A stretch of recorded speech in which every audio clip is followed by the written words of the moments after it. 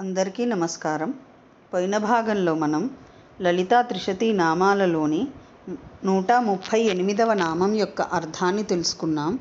ఈ భాగంలో 139వ నామం యొక్క అర్థాన్ని తెలుసుకుందాం. అస్మద్గురు దివ్యచరణారవిందాభ్యాం నమో నమః.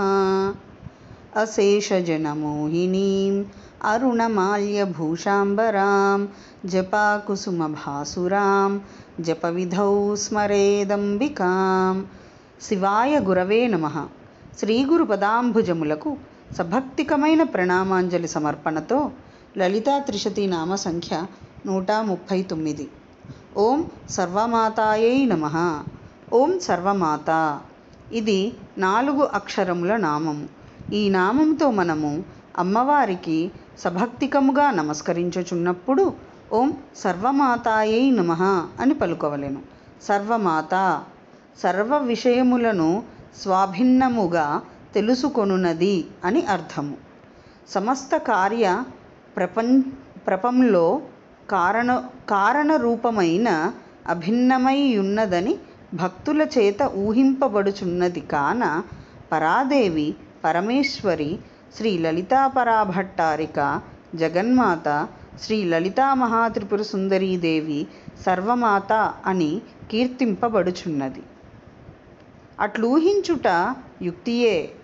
ఏలననగా జగత్తు యొక్క స్ఫూర్తి నియమితమైన అనగా ఆవశ్యకమైన సత్తమ అంటే ఉనికికి ప్రకాశింపజేయు జ్ఞానమునకు విషయమగుట వలన ఈ జగత్తు బ్రహ్మ కంటే భిన్నము కాదు. ఏది ఏ వస్తువు యొక్క నియత సత్తాప్రకాశకమో అది యావస్తువు కంటే భిన్నము కాదు.